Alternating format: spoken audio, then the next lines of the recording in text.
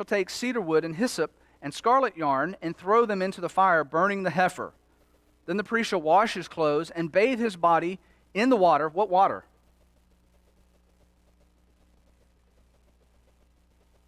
We'll get to that in a minute. I thought maybe someone might know. And afterward he may come into the camp, but the priest shall be unclean until evening. The one who burns the heifer shall wash his clothes in water and bathe his body in water. What water?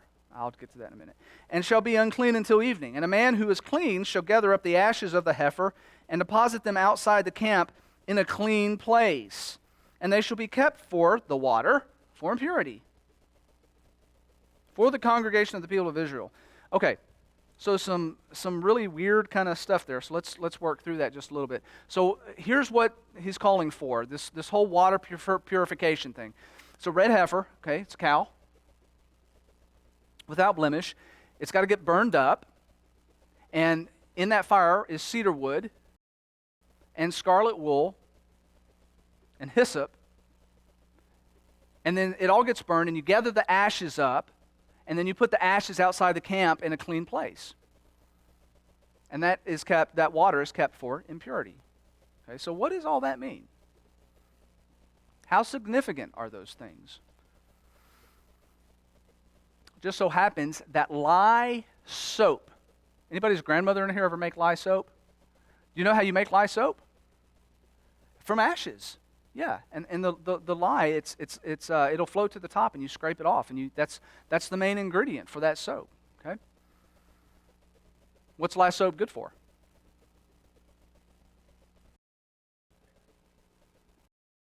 Infections? Purifying? It gets you clean. Yeah. It's great for germs and bacteria. Coincidence? Because that's an odd recipe for God to come up with, right? I mean, there's some other stuff in there, like the sprinkling of blood, but when you read and you dig down into the details and you find out what's going on, I don't think it's a coincidence that the exact recipe that he's calling for produces lye soap. And he's saying, if you touch something dead, you got to go wash with this stuff. What about hyssop? That was also in the mix. You know, hyssop has thiamol in it, right? What's thiamol? Anybody know what thiamol is? It's in mouthwashes. If you have a mouthwash, go home tonight and look at your mouthwash, look at the ingredients. And most likely you're going to find that it has thiamol in it, which is great for killing germs. Scarlet wool. You ever had a wool sweater on, it gets wet, or you sweat in it and it's real itchy and stuff? Okay? You just think about that. Why would he want scarlet wool being put in with all this stuff? Because it's an agitator. It's an abrasive. So when it's mixed in with the lye and the ashes, it'll get all into the particles of your skin when you wash with it. Any mechanics here use that Gojo stuff and it's sure to it? I used to work at a battery plant where you'd get lead on your hands, and all the soaps in there, they'd have this grit, so it would get any of the things that might be like hiding out in the crevices and the fingernails and that kind of stuff. So in short, it's the perfect soap recipe to disinfect and kill germs. And had that simple process been applied in 1847 with Dr. Semmelweis, how many millions of women would have been saved? Long time ago. God knew the recipe. Okay, let's talk a little bit about biblical food consumptions, because this is one that's always intrigued me a little bit too. And let's flip back over to the book of Leviticus, chapter 11.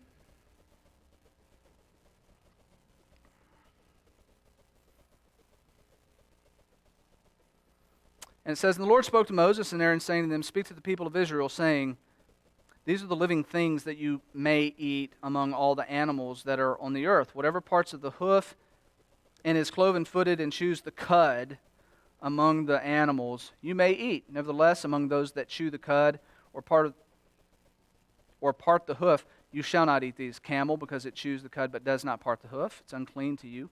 The rock badger, because it chews the cud but does not part the hoof, is unclean to you. The hare, because it chews the cud, does not part the hoof, is unclean to you. And the pig, because it parts the hoof and is cloven-footed, but does not chew the cud, is unclean to you. You shall not eat any of their flesh, and you shall not touch their carcasses. They are unclean to you. These you may eat, all of that are in the waters, everything in the waters that has fins and scales, okay? Fins and scales. Whether in the seas or in the rivers you may eat, but anything in the seas or the rivers that does not have fins and scales, of the swarming creatures in the waters and of the living creatures that are in the waters, it's detestable to you. You shall regard them as detestable. So I've always kind of wondered, why not pigs? What's the problem? Because I like, pork is good, right? So things that don't chew the cud. Pork, we know pigs are scavengers. Anybody here owned a pig? I used to have pigs. Man, they eat anything. I mean anything. And they scavenge and they root around. And if it's able to basically fit in their mouth, they're going to eat it.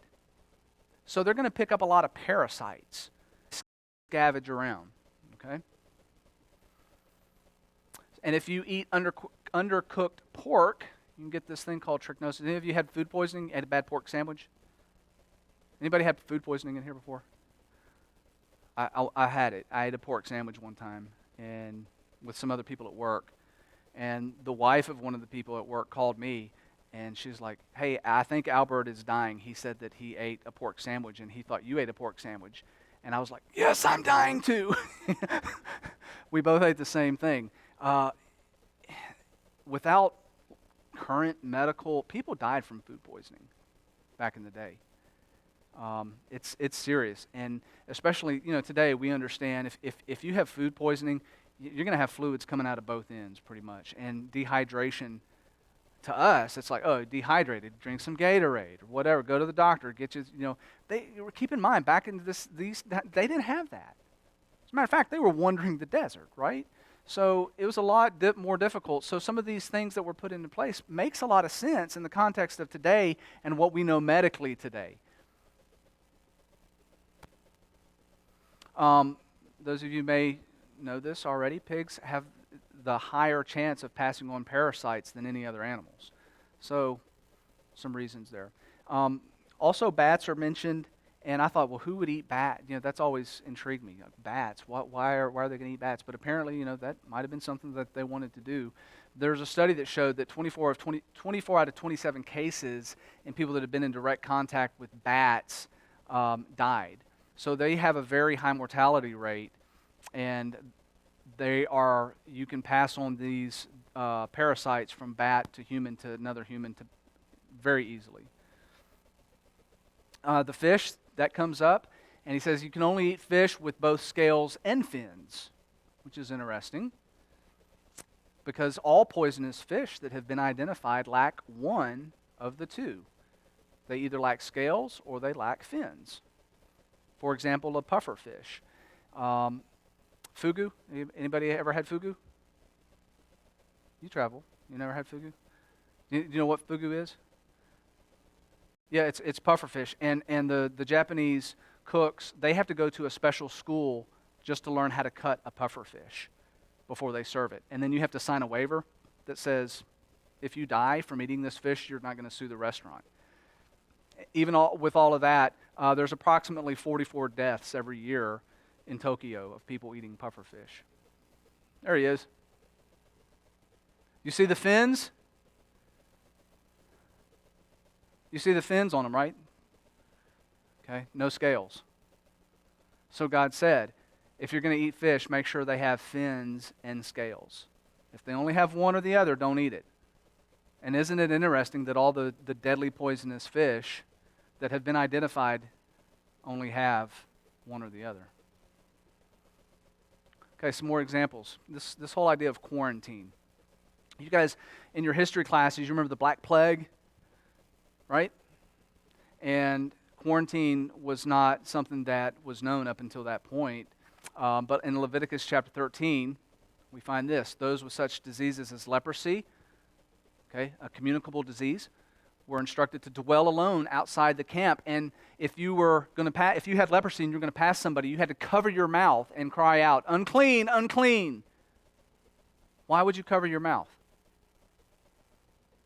Okay, right, we get that because, when you cough, you do this. Because we understand that airborne pathogens can be released.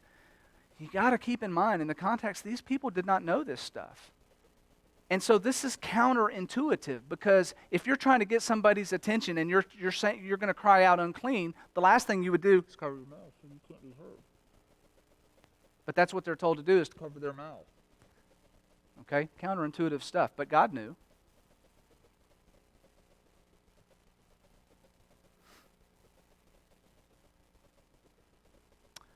Okay, another biblical example about God's divine knowledge. This one is particularly interesting to me.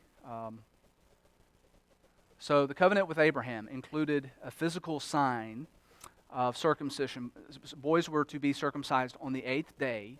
We find that in Genesis chapter 17. Modern medicine knows that circumcision lessens one's chance of getting certain infections and diseases. And this would have especially been true during the time of Moses. Circumcised boys, babies, they have a much less chance of urinary tract infection. That's true even today. Okay, and it almost virtually eliminates the odds of getting penile cancer. Okay, so for people at that time that had no idea or no understanding of these types of things, they wouldn't have understood this. Okay, there's some more. Why day 8? So 1 out of every 200 boys, get a good chance that they will bleed to death if any surgery is done before day 8. Why is that? Here's why. 3 things are needed for your blood to clot. First one is vitamin K. Second is prothrombin. And the third are platelets. So on day 1, you have 90% of your prothrombin that a baby boy needs. Okay, that's on day 1. From days 2 to 5 in a baby, the prothrombin level drops down to 30%. Okay, you got to have prothrombin for blood to clot. And if surgery is done during this time, there's a high probability that the baby's going to bleed to death because the blood will not clot. Okay? On day 8, though, prothrombin jumps up to 110%, which is 20% higher than on day 1 and 10% higher than it will be for the rest of that child's life. So what happens is that day 8 is the perfect day to have surgery. Coincidence? Just chance? Nah, come on.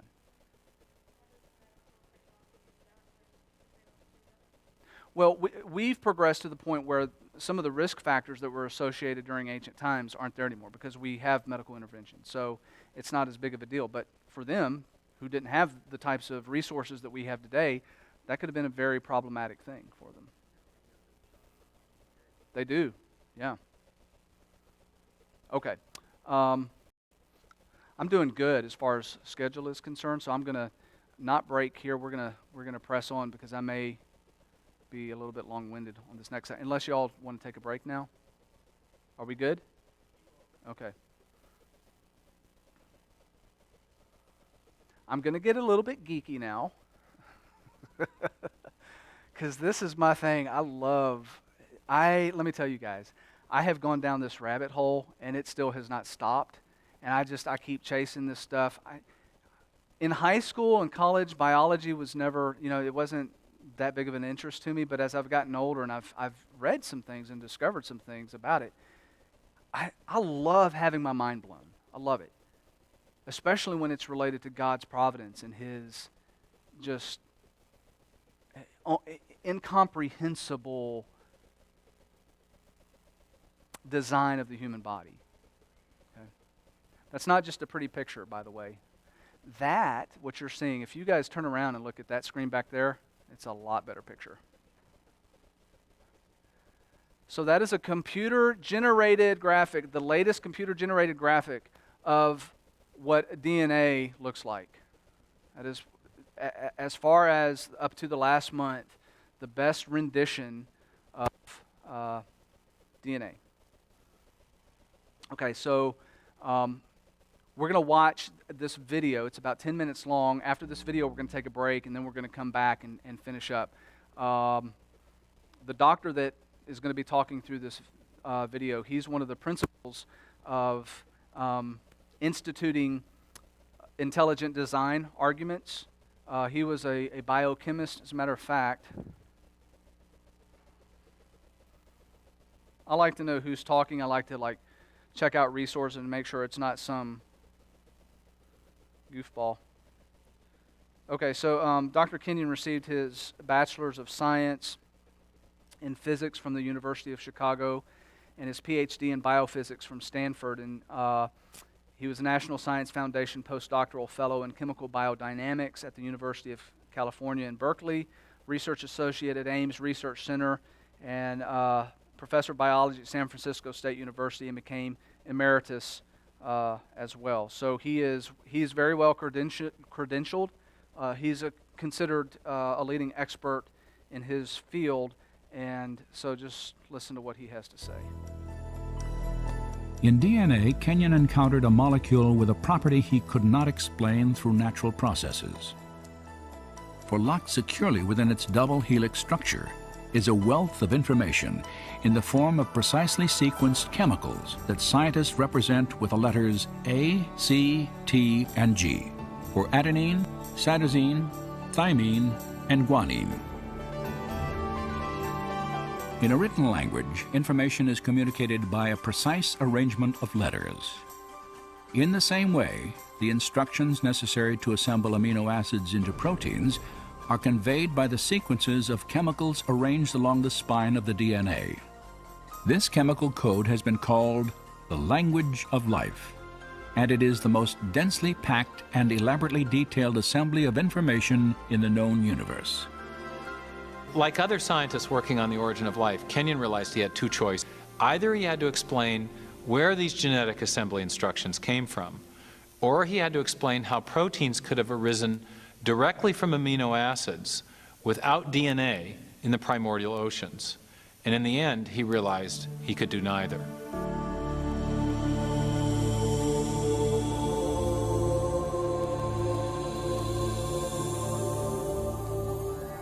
It's an enormous problem how you could get together in one tiny submicroscopic volume of the primitive ocean all of the hundreds of different molecular components you would need in order for a self-replicating cycle to be established.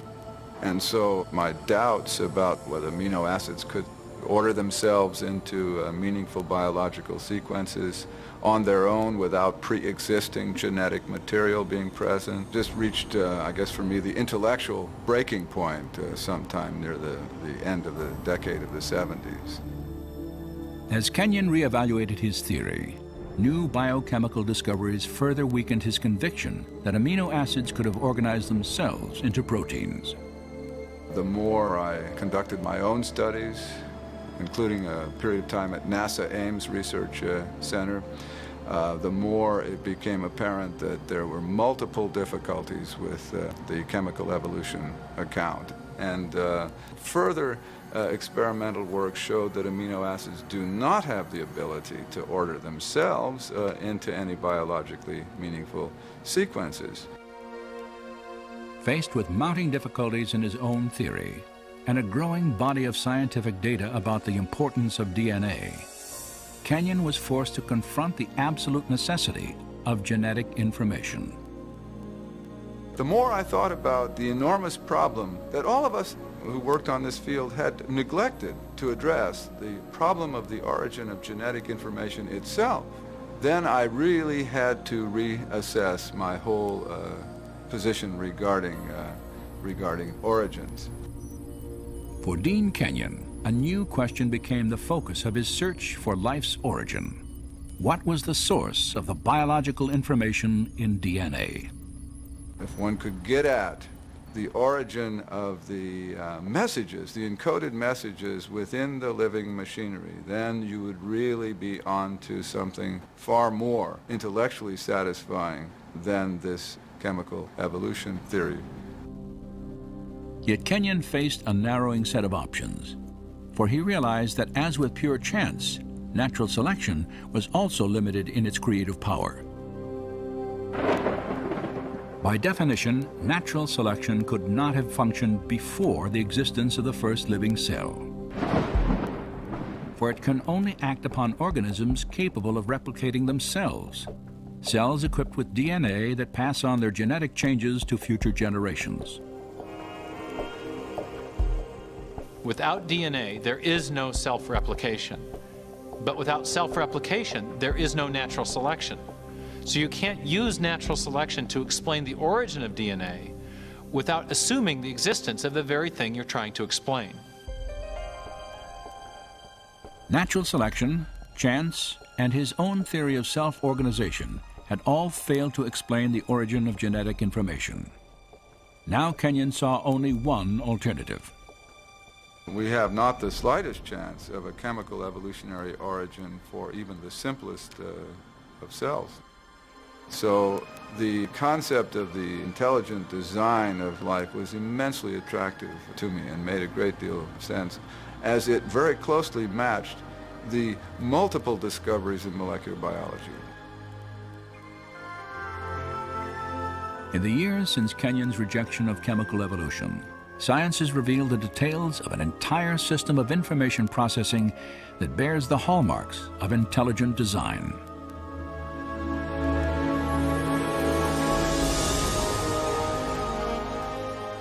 With computer animation, we can enter the cell to view this remarkable system at work.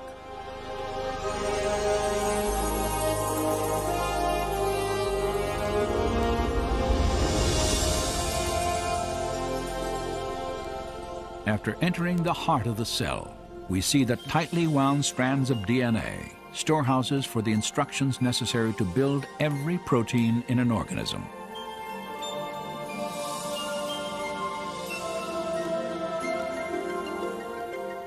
In a process known as transcription, a molecular machine first unwinds a section of the DNA helix to expose the genetic instructions needed to assemble a specific protein molecule. Another machine then copies these instructions to form a molecule known as messenger RNA.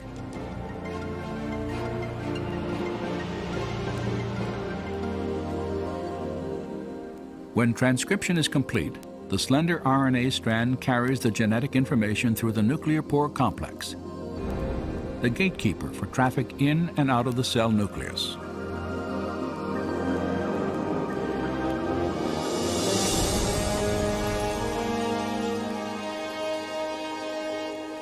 The messenger RNA strand is directed to a two-part molecular factory called a ribosome. After attaching itself securely, the process of translation begins.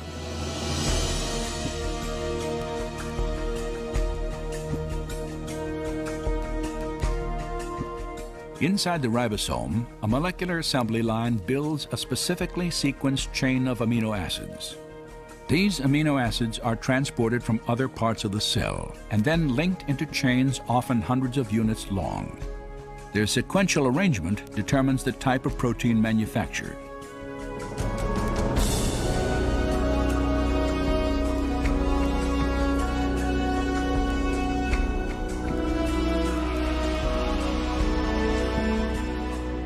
When the chain is finished, it is moved from the ribosome to a barrel-shaped machine that helps fold it into the precise shape critical to its function.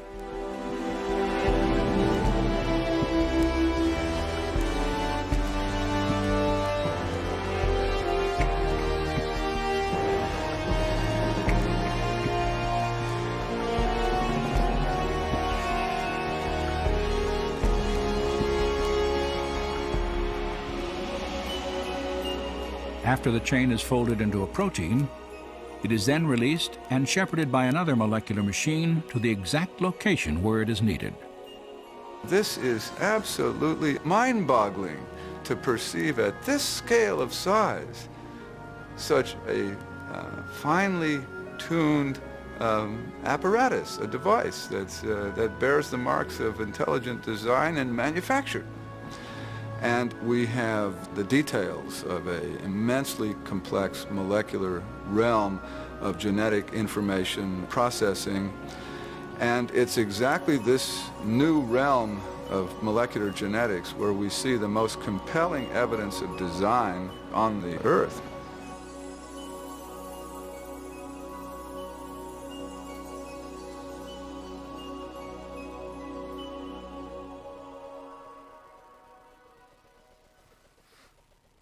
In 20 years in manufacturing, I've seen some pretty intricate processes, machinery that is doing one thing and another piece of machinery is doing something else, and those two parts have to work just right and they have to come together at just the right time for a third process to happen. And these are pretty complicated systems. Robotics, a lot of programming, computer programming goes into this, and taking large amounts of space, large computers to run and operate the complexity of some of the things that I've been involved with. Those things, those operations are so juvenile compared to what's going on in your body right now. So they're elementary, they're simplistic in nature when you compare them to what the complexity of our DNA and that whole process is. And this is just one, excuse me, this is just one small process that's taking place in our bodies. You know, you've got so many hundreds of millions of moving parts that are happening simultaneously, and they have to be taking place at just the right moment. And yet we have people that say that this is all just random, that it just happened. I'll give you a very simple example. The flagellum in the body, it has 30 moving parts. To scale, it's moving along at about 60 miles an hour, this machine. And it's got this tail that's going. It looks like a motor with sprockets and machines. So there's 30 parts involved. And under microscope, you can see this happening. And it's got to shuttle these other parts to different places. If you take one of those pieces out of the flagellum, just one piece, none of it works. Okay, and there's this term called irreducible complexity. So picture a mousetrap that's got 7 pieces to it, something very simple. Okay, if you take one of those pieces, just one piece out of a mousetrap, it doesn't work. A very simple process. Okay, but you look at a mousetrap, and anybody with half a brain can look at that and go, oh, that's design. Somebody designed that. I may not know what it's for, but it's apparent to me that somebody who was trying to design something put this together. You all follow what I'm saying? Okay? Inside your body, understand that you have mechanisms, you have machinery that are so complex that they're on a scale beyond which we yet have to even come close to matching. With the best science and the best computer-generated things, we're not even close. Okay, let's take about a 5-minute break, and we're going to pick up with a few other things that I hope will kind of bring this all together and give you a much deeper appreciation for what God has designed scientifically within us.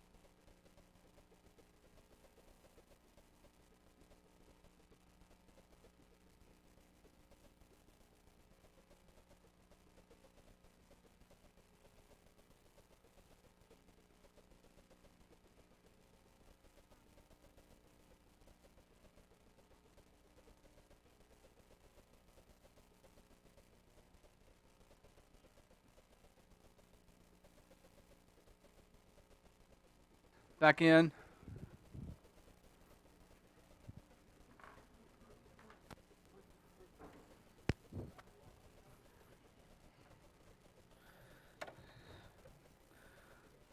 The structure of DNA continually fascinates me.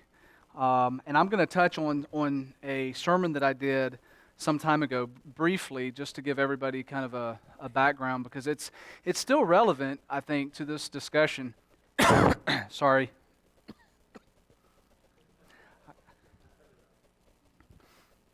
I was looking for some water, but I only found lemonade. A bottle. We used to have the bottles under the... So in the video that you guys watched, there was this packaging part. I don't know if you remember that. That's an extremely important piece of information, especially given what I'm going to unpack here in a minute to give you some appreciation for the DNA, the structure, the way it's. So you basically, without getting too nerdy, as DNA has this double-strand helix, and it is folded basically in a certain way that allows a whole lot of information to be stored in a really small space. And it's cool because on one side of the helix you have something that's soluble, on the other side you have something that's insoluble, which means as these things come together, it is asymmetrical. So it's okay, and that's what gives you this spiral. Okay. So here's some stats for you if you like this kind of thing. Our bodies contain approximately 10 trillion cells. Okay? And each cell has enough information equal in it to fill 4,000 books. Not small paperback books, but books, hold it up. Books that size, okay? Somewhere in the vicinity of 500,000 words. To give you an idea, the typical novel that you would read contains anywhere from 80 to 120,000 words. If the cells in our body were put in book form, the amount of books needed to contain that information would fill the Grand Canyon over 75 times. Okay, so there's a picture of part of the Grand Canyon. Just picture that just in your body alone, if we were to write it out, the codes that are in the instruction manual of our body, of our DNA, that thing would be filled 75 times. It's hard for my brain to begin to think about that. Here's where it gets cool. If you unravel, I talked about that folding, okay? If you unravel that, and you guys sorry, because my brain is flipping to different things. You don't yet know how small a DNA is. I'm going to get to that. But if you unravel that one DNA strand, it's going to be over 6 feet across, okay? So you do that, and then how many cells are in your body? The answer's up there. You got approximately 10 trillion cells in your body. So if you have 60 trillion feet, you have 60 trillion feet of DNA inside your body. That's 10 billion miles. You can check me on the math, but I did it. It's right. Okay. Just trust me. 10 billion miles unraveled of DNA, your instruction manual.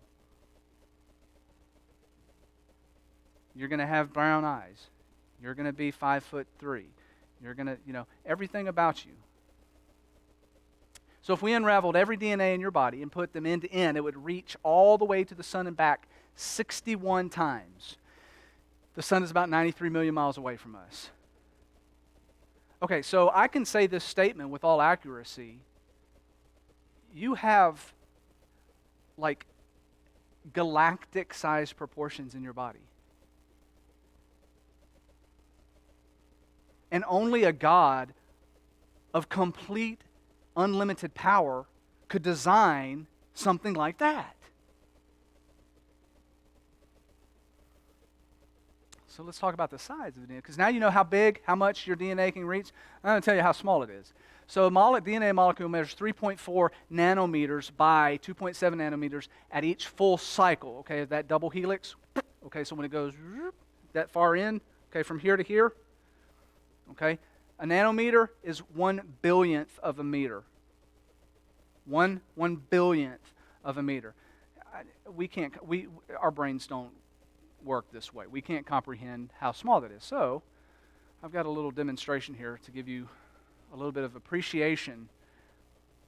So that's a pin, okay, and you can see the tip of the pin there. We're going to zoom in on that a little bit. Let's stop. Back it up. Okay, so that thing going across it, can you see that? That is so much better back there.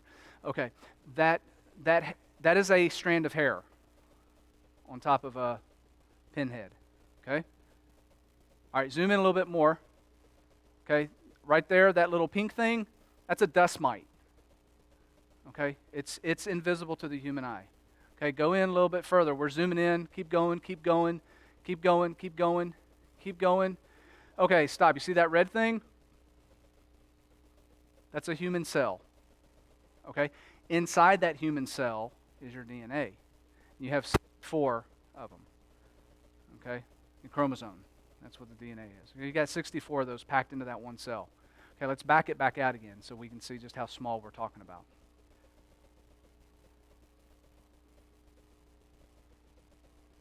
Okay, so you guys have an appreciation for how small. We're talking micro scale here. And you have enough of that, even that small, you have enough of it to go back and forth to the sun. How many times unraveled? I didn't remember, that's why I asked y'all. Okay. Cool? Is that not fascinating to you all? Or is it just me? Am I being a total geek right now? I'm sorry if I am. I was like, whoa, that's so cool. I knew it was coming up too, and I was like, I'm still amazed by it. Okay, so there's the measurements, and Parker, can you blow that up a little bit? Can you work your magic? Just to give you guys a visual representation of, you did it for David. Can you not do it for me? Oh, nice. Okay, so I got a little bit ahead of myself, but that's, you can see there, you talking about from one helix, the precipice of one helix to another is 3.4 nanometers. And then, obviously, the other is 2 point whatever I said. It's at the top there. I don't know if you can see it. Yeah, 2.37. Okay. Oh, so back to that again. What is that? Yeah, because you heard my sermon before. A guy by the name of Leonardo Fibonacci, around 1170, he was trying to figure out the population, predict the population of rabbit. Predict the rabbit population. Predict rabbit population. And so he stumbled across this series of numbers in doing that, where the 2 preceding numbers added together would get you the sum of the third number. So, for example, you start with 0 and you have 1, okay? 1 plus 0 is 1, okay? And now you have 1 and 1, so 1 plus 1 is 2. And now you have 1 and 2 is 3. And then 3 and 2 is, okay. So, and that goes on infinitely. And if you graph that out, it forms what's called this golden rectangle, which, by the way, we found these dimensions all throughout the Bible. It seems to be one of God's signatures, and I think he placed it there for maybe us to figure out at some point. Interestingly enough, Leonardo da Vinci, Michelangelo, they all knew about this proportion, this dimension here, that's based on Fibonacci's mathematical number. So if you have this square and you intersect all of the corners, you end up with this spiral. Okay? Now that spiral is kind of cool because we see it all throughout nature. Sunflower seeds match the Fibonacci sequence to the T, to the millimeter. Leaves, a lot of different trees, their growth pattern. Even the human body, we are segmented. Our growth is segmented to match this sequence. So from fingertip to wrist, from wrist to elbow, and to elbow to shoulder is this 1.6 ratio, 1 to 6 ratio, okay? I've really simplified it, but that's basically what this is. Now, why is that important? Why do I bring that up? because our galaxy, the Milky Way, is the perfect Fibonacci spiral to the millimeter. Now we're talking galactic proportions. Guess what else matches this spiral? I just got done talking about it.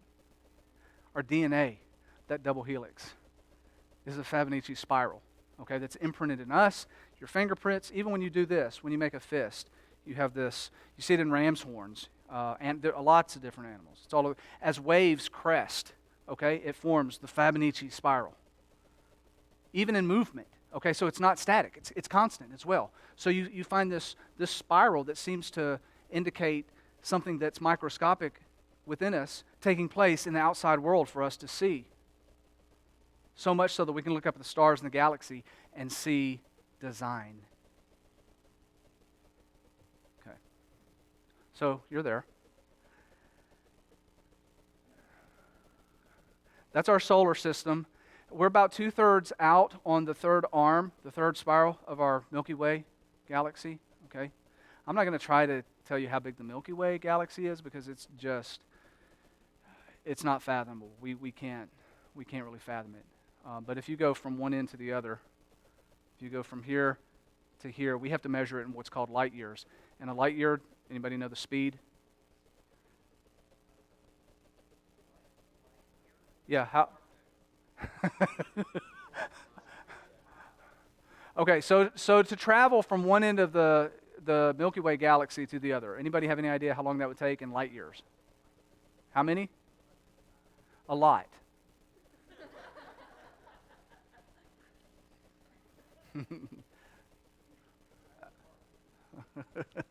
Okay, it's big, folks.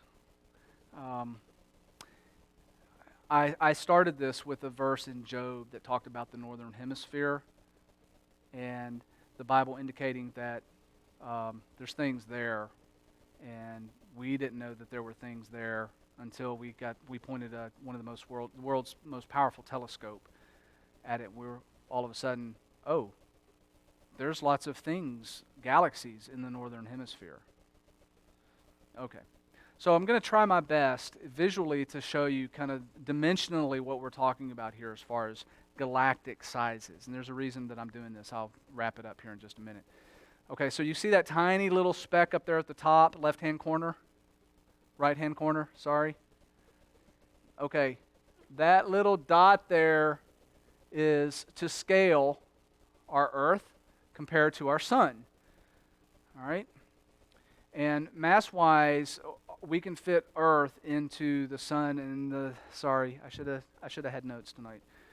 It's over 1 million times as far as mass. Okay, our Earth to the sun. Okay, so that's big, right? Our sun's big. Now, here's our sun right there, that little tiny dot, compared to some of the other planets, or some of the other stars, rather, in our near vicinity. Okay, and this is the biggest one here, which at the bottom it's so why can you yeah, there it is. UY Scuti is what they've named it. There we go. Okay, it's too big to fit on the screen, even scaled down. Okay, back that up. Betelgeuse, which is the name of a star. Is it on here? Yeah, this one right here. Okay, not that one. Arcturus right here. Okay, that one that's kind of small. To give you an idea that maybe we can visualize. If you downtown Manhattan, if you picture to scale our Earth the size of a tennis ball, then Arcturus, if you set it in downtown Manhattan, I don't know why I said it that way, Manhattan, it would reach well above 30,000 feet, which is the cruising altitude of airliners. Okay? So we're talking about things that are just massive in scale.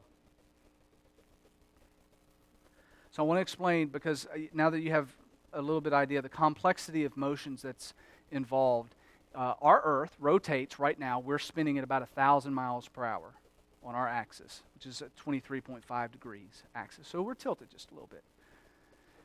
Okay, the Earth, we orbit the sun at an average speed of 67,000 miles per hour. We're moving at 18.5 miles per second in our orbit around the sun. So we're spinning, but we're also moving, okay? And the movement is actually faster than the spinning, okay? The sun, the earth, and our solar system orbits the center of the Milky Way at over 504,000 miles per hour. Okay, so we're all moving in this mass, moving around the galaxy, okay, which was that right there. So we're moving out here. We've got this orbit, and we're moving around this thing about 504 to 550,000 miles per hour. And we're still spinning, and we're still orbiting the sun. Okay, so we got a lot of different motions and a lot of different speeds going on right now, doing this galactic dance, if you will. And not only that, but our whole solar system, Earth, the sun, and our planets are orbiting at different rates of speed around the sun. Okay? All right.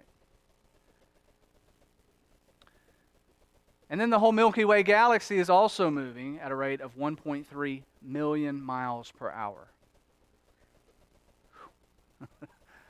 Okay, that's a lot of movement and a lot of different speeds going on.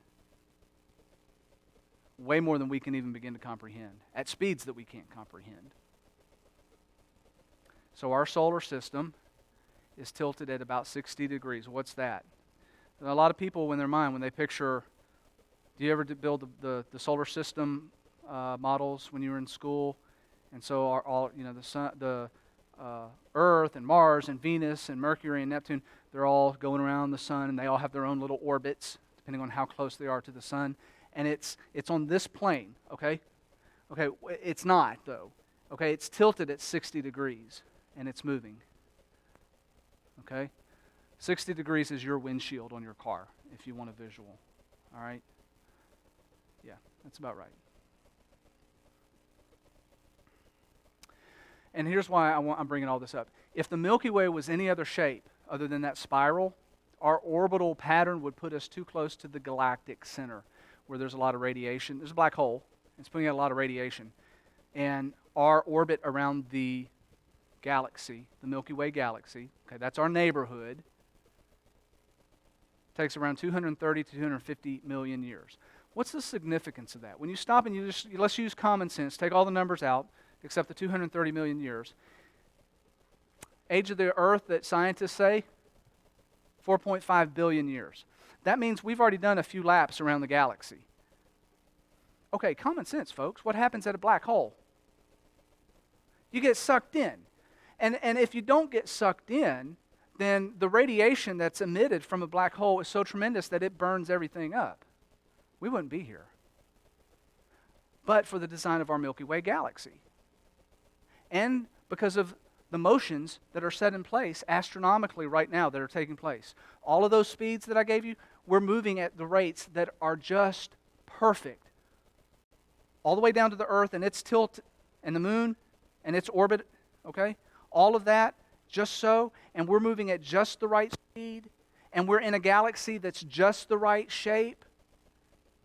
Because if it was an oblong galaxy, because there are different galaxies out there that aren't this spiral shape.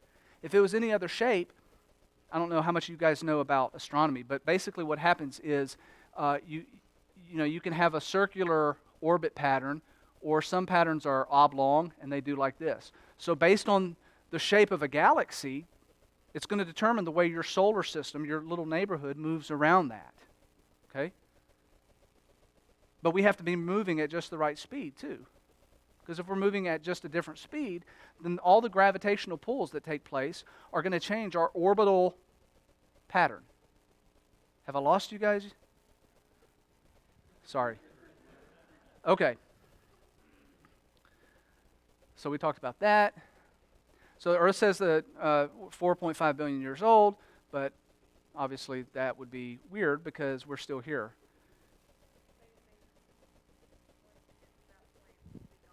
Yeah. Yeah, well, if we had a different... Well, we're going to crash into another galaxy before all that happens. That's billions of miles, billions of years. I think probably Jesus is going to come back before then, hopefully. Okay, so back to the DNA. In your minds, you have that orbital pattern, basically, that's just on a flat surface. And what astronomy has now done, based on some of the things we've put up into space, like the Hubble telescope, we've seen some really cool stuff that we didn't know before. And I've talked about this as we're hurtling through space. Everything's moving. And so our solar system, our sun is speeding along at a tremendous rate of speed, and Earth and the moon and all the other planets in our solar system are doing this spiral, the orbit, okay? As we orbit the sun, and it's all moving forward. So can you pull up that video? It gives a better visual than what I can explain. Huh? There we go.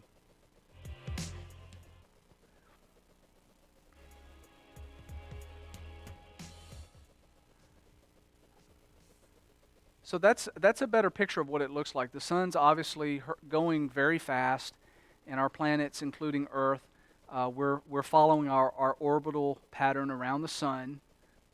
We orbit the sun. It takes how long for our planet to orbit the sun?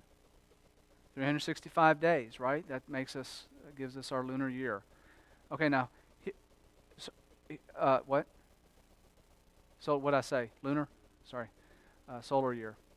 Okay, so here's what's kind of neat about, you can stop the video. That orbital pattern, that vortex, if we pull back from that and look at that and study it, I mentioned before, it's scarily close to the dimensional properties of our DNA. Let's just let that sink in for a second. So all of these things combined, you're going to tell me from a scientific standpoint that it randomly happened, when we can read through the Bible and see a God of infinite wisdom and infinite power, to the point where he can pack in our DNA so tightly, galactic proportions. And when we unpack that and look at it, guess what? Those galactic proportions just happen to match some of this stuff that I'm talking about that is absolutely mind-boggling. If that doesn't boost your faith and go, there, that has to be an almighty God that designed that. I don't know what would convince you. I'm going to wrap up with a few scriptures because we're out of time. Job 9, who made the bear and Orion, Pleiades, and the chambers of the south? He stretches out the north over the void and hangs the earth on nothing. By the way, that stretching out in the Hebrew, it brings to mind an expansion. If you put two dots on a balloon, okay, they're like close together, and then you blow it up, what happens to those two dots? They're stretched out, okay? And it hasn't been until recently that science has confirmed that our universe is expanding, okay? We find this expansion principle in Job thousands of years before we ever discovered it. Psalms, by the word of the Lord, the heavens were made, and by the breath of his mouth, all their host. When I look at your heavens, the work of your fingers, the moon and the stars which you have set in place, what is man that you are mindful of him? Indeed. And the Son of Man that you care for him. When you begin to grasp the magnificence of the universe and all that's taking place, molecularly, galactically, and how it all matches together, what an awesome God we have. And to question that he isn't real, truly foolish. Truly foolish. I appreciate y'all's attention. Hopefully you learned something tonight. Thank you.